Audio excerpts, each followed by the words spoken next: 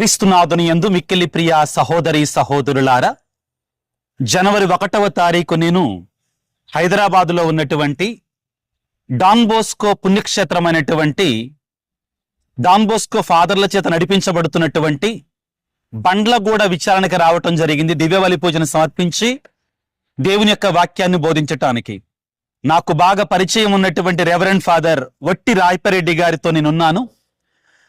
మీలో కూడా చాలా మందికి ఫాదర్ గారు తెలుసు. ముఖ్యంగా ఫాదర్స్ కి చాలా మందికి పరిచయం, ఎందుకంటే వారు సుదీర్ఘంగా ఫాదర్లకు ట్రైనింగ్ ఇచ్చేటువంటి సంస్థల్లో వారు పనిచేశారు.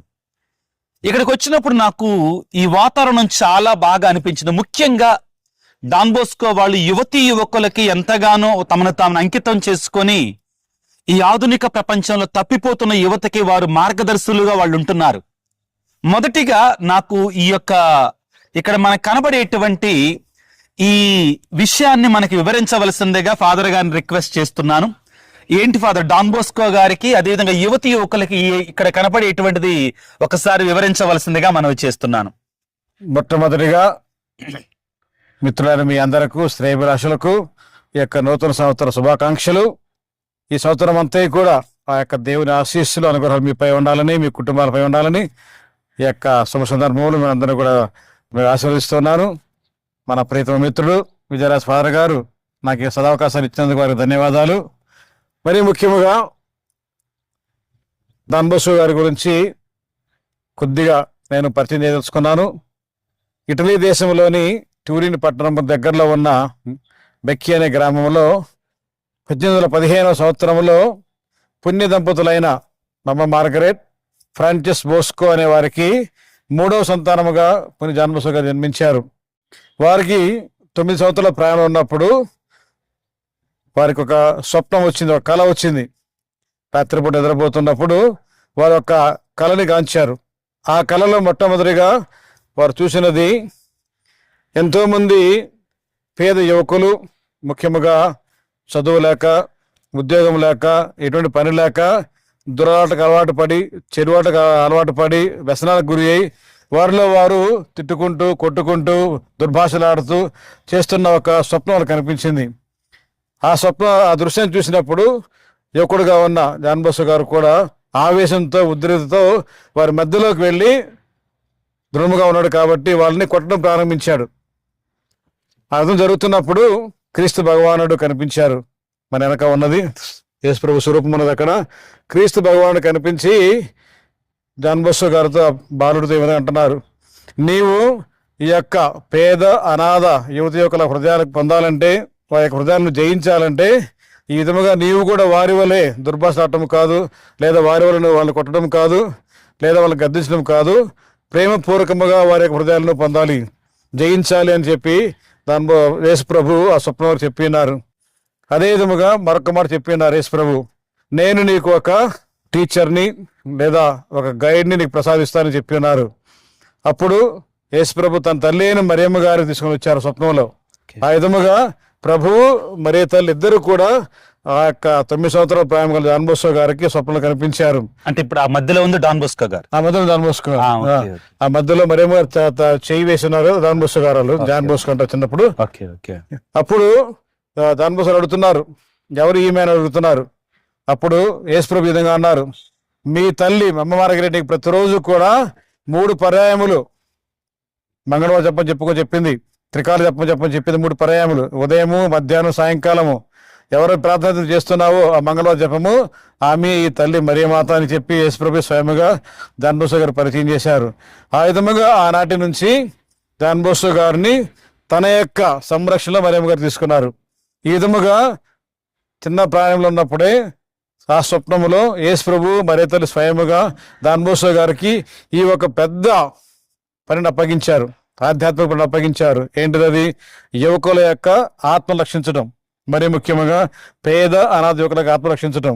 ఆ విధముగా తన యొక్క స్వప్నాన్ని తెల్లవారుజామున వారి తల్లికి, వారి నానమ్మకి, తోటి వారికి అనాథానికి చెప్పినప్పుడు అనేక మంది వాళ్ళు హేళన చేశారు. అనగా వారెవరు కూడా ఈ స్వప్నాన్ని నిజంగా జరగబోతుందని వాళ్ళు అనుకోలేదు, హేళన చేస్తున్నారు. కానీ ఒక తల్లి మాత్రము, అమ్మ మార్గరెట్ మాత్రము జాన్ బోస్కో గారి యొక్క స్వప్నాన్ని చెప్పింది. ఇది దేవుని యొక్క కార్యము. తప్పకుండా నీవు ఒక మంచి గురువు అవుతావు అని ఆ యొక్క గురుత్వము అనే ఒక దైవ పిలుపు అనే ఒక బీజాన్ని మొట్టమొదటిసారిగా జాన్ బోస్కో గారి మనసులో నాటింది వారి తల్లి. ఆనాటి నుంచి ఈనాటి వరకు కూడా జాన్ బోస్కో గారు స్థాపించిన జాన్ బోస్కో సంస్థలు అనేకమైన ఉన్నాయి ప్రపంచం మొత్తం మీద.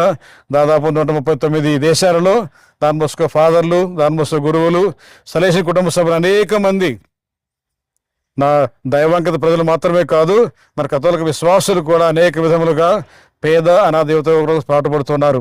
ఆ విధముగా ఆ యొక్క స్వప్నాన్ని గుర్తుంచుకొని మరలా స్మరణ చేసుకోవడానికి మా ప్రొఫెషనల్ హౌస్ ప్రాంగణంలో ఈ యొక్క సుందరమైన ఏర్పాటు చేసి ఉన్నారనమాట. Thank you so much father. ఆధునిక ప్రపంచంలో ముఖ్యంగా ఈ 10 సంవత్సరాలు కోవిడ్ తర్వాత ఈ డ్రగ్స్ కి అలవాటు పడటం, వ్యసనాలకు అలవాటు పడటం యువతి యువకులు, వాళ్ళకి మీరు ఇచ్చే సందేశం ఏంటి? జాన్ బోస్కో గారు జీవించిన కాలంలో ఏ తప్పు చేసినా కూడా వెంటనే దండించే పద్ధతి ఉన్నది. కర్రతో గానీ లేదా జైలు పంపించడం గానీ ఇట్లా కఠినమైన శిక్షలు ఉండేవి. దాకా మన దగ్గర ఉండేవి. కాకపోతే జాన్ బోస్కో గారి టైంలో ఎక్కువ ఉండేవి. కాబట్టి జాన్ బోస్కో గారు ఏ విధంగా యువకుల హృదయాలు జయించాలి, వారి హృదయంలో మార్పు తీసుకురావాలి, వాళ్ళ జీవితం మార్పు తీసుకురావాలని ఒక ప్రత్యేకమైన మార్గాన్ని కనుగొన్నారు. ఆ ప్రేమ మార్గానికి 3 మూల స్తంభాలు ఉన్నాయి. ఫస్ట్ది రీజన్, ఓకే. రెండవది రిలీజియన్, మూడవది loving kindness. Okay. Of course religion అంటే ఇంకా ఆ కాలంలో యూరోప్ లో అందరూ క్రైస్తవులే కాబట్టి అది కానీ అదే పద్ధతిని మనం ఇక్కడ పాటించలేము. ఎందుకంటే యువతి యువకులను బాగా రీజన్ ఏంటి అసలు? ఏం రీజన్ అంటే రీజన్ చూడండి, వీళ్ళకి పిల్లలంటే చాలా ఇష్టం. డాన్ బోస్కో వాళ్ళ సభ వాళ్ళకి కాబట్టి పిల్లలు ఏమంటే హ్యాపీ న్యూ ఇయర్. ఏం పేరు? Very good, very good. Reason అంటే పెత్తనం చెలాయించడం కాదు, మన అధికారాన్ని చూపించడం కాదు, ఎందుకు పిల్లలు చేస్తున్నారని వాళ్ళతో మనం చర్చించుకుంటూ వాళ్ళతో వాళ్ళకి అవకాశాన్ని ఇచ్చి మాట్లాడడానికి అవకాశం ఇవ్వాలి. ఆ విధముగా వారి యొక్క జీవిత సమస్యలు ఏంటి తెలుసుకోవాలి. దానికి మనం ఏ విధముగా ప్రోత్సాహం ఇవ్వాలి, వారితో తోడుగా ఉండాలి, వాళ్ళతో వాళ్ళకి జీవన యాత్రలో మనం నడవాలి. అప్పుడు వారు నిజముగా వారి జీవితాన్ని కూడా తెలుసుకుని దాని ద్వారా మనం ఏం చేయగలం, వారు బాగుపడాలంటే ఒక వ్యసనం నుంచి కానీ ఇంకో చెడు అలవాటు నుంచి బయటికి రావాలంటే ఒక గురువుగా, ఒక బ్రదర్ గా, ఒక సజెషన్ సిస్టర్ గా లేదా ఒక సజెషన్ ఎవరైనా కానీ ఏ విధంగా వారికి చేయూతనిచ్చి మన సొసైటీలో మంచి జీవితం జీవించడానికి, అభివృద్ధి కావడానికి, సాయం చేయడానికి మనకి ప్రేమ మార్గం ఉపయోగపడుతుంది. తల్లిదండ్రులుగా ముఖ్యంగా మనం గుర్తుంచుకోవాల్సిన ఆధునిక ప్రపంచంలో దండించటం ద్వారా, వాళ్ళని విసిగించటం ద్వారా, వాళ్ళ మీద పెత్తనం చెలాయించటం ద్వారా ఎట్టి పరిస్థితుల్లో మనం వాళ్ళని గెలవలేం. వాళ్ళు ఇంకా దూరం అయిపోతారు, మార్పు రాదు. కాబట్టి ఫాదర్ గారు చెప్పినట్లు రీజనింగ్ అంటే ఎలా, ఏ విధంగా వెళ్ళాలి, ఇంకా ప్రేమతో, ఇంకా స్నేహితుల్లాగా ఏ విధంగా ఉండాలి అనేటువంటి మార్గాన్ని మనం ఎంచుకోవాలి. ఈ రెండిట్లోనే ఫాదర్ గారు చెప్పేశారు. ఒకటి రీజనింగ్, రెండోది ప్రేమ మార్గం. ఈ రెండు కలిపారు ఫాదర్ గారు చాలా చక్కగా.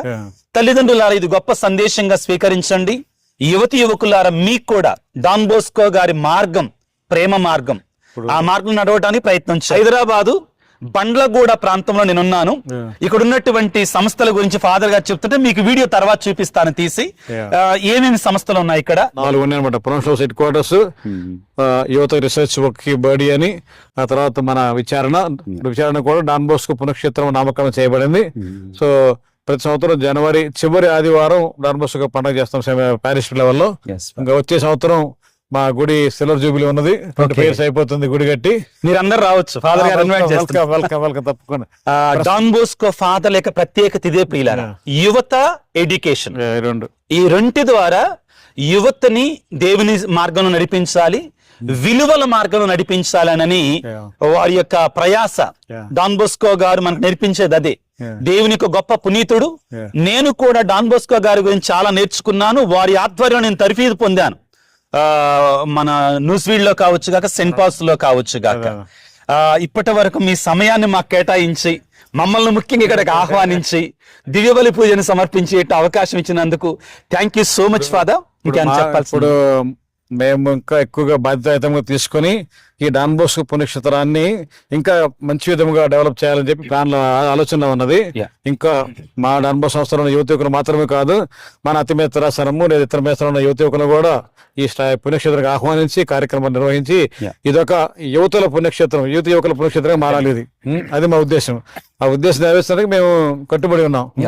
ముఖ్యంగా ఎవరైనా కానీ మన ఆంధ్ర తెలంగాణ ప్రాంతాల నుంచి ఈ బండ్లగూడ ప్రాంతానికి వస్తే మీరందరూ గుర్తుపెట్టుకోండి, ఒక మంచి పుణ్యక్షేత్రం ఉంది, మంచి గురువులు, యువతను అర్థం చేసుకొని నిన్న రాత్రి నేను చూశాను. చక్కని మ్యూజిక్ తోటి, చక్కని పాటలతోటి ఆధ్యాత్మికంగా నడిపించేటి వాతావరణంలో దేవుని నామాన్ని స్తుతించగలిగాం. ఈ ప్రాంతంలో ఉన్న మన కథోలికులు అందరూ కూడా గుర్తుపెట్టుకోండి, ఇక్కడ గొప్ప పుణ్యక్షేత్రం ఉంది.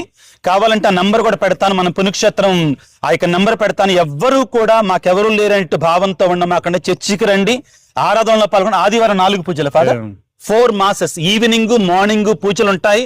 ప్రియమైన కథోలికులారా, ఈ బండ్లో కూడా ఈ ప్రాంతంలో ఉన్నటువంటి క్రైస్తవులు కథోలికులు కూడా చాలా ప్రేమ కలిగినటువంటి కథోలికులు. నేను సాయంత్రం వాళ్ళతో మాట్లాడాను, ఇవాళ కూడా మాట్లాడాను. చాలా ప్రేమతో ఆహ్వానించే స్వభావం కలిగినటువంటి వారు కథోలికులందరూ కూడా ఇక్కడ ఉన్నటువంటి ఈ పుణ్యక్షేత్రానికి రండి, ఈ విచారణకు రండి. దివ్య బలి పూజ ఉదయం 7 గంటలకి 6 గంటలకి ప్రారంభించి సాయంత్రం 6 గంటల వరకు కూడా ఆదివారం దివ్య బలి పూజలు ఉన్నాయి. పాల్గొనండి. మన కథోలిక దివ్య బలి పూజల్లో పాల్గొని దేవుని యొక్క ఆశీర్వాదాలు పొందుకోవలసిందిగా మనవి చేస్తున్నాను. ఫాదర్ గారు ప్రత్యేక ధన్యవాదాలు. నన్ను ఆహ్వానించి మా యొక్క సభ స్థాపకులు, యువకుల ప్రేమికుడు, మార్గదర్శి తండ్రి డాన్ బోస్కో గురించి 4 మాటలు చెప్పే భాగ్యం నాకు ఇచ్చినందుకు. లేదు స్వామి, మా యువతకి, మన కథోలిక యువతకి మీ డాన్ బోస్కో గారి యొక్క సేవలు చాలా ముఖ్యం. ఇప్పుడు ముఖ్యంగా ఆధునిక ప్రపంచంలో చాలా స్ట్రెస్ గురవుతున్నారు.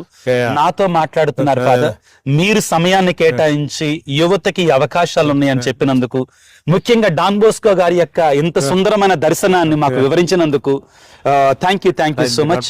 God bless you. చిన్న బ్లెస్సింగ్ ఇస్తారా ఫాదర్? పితా పుత్ర పవిత్రాత్మ నామమున ఆమేన్. ప్రభు మీతో ఉండను గాక, మీ ఆత్మతో ఉందరు. సర్వశక్తి గల సర్వేశ్వరుడు పిత పుత్ర పవిత్ర మిమ్మల్ని దీవించి కాచి కాపాడుతూ ఇక నూతన సంవత్సరం అంతా కూడా మీ కుటుంబాల సమాధానం దయచేదురుగాక.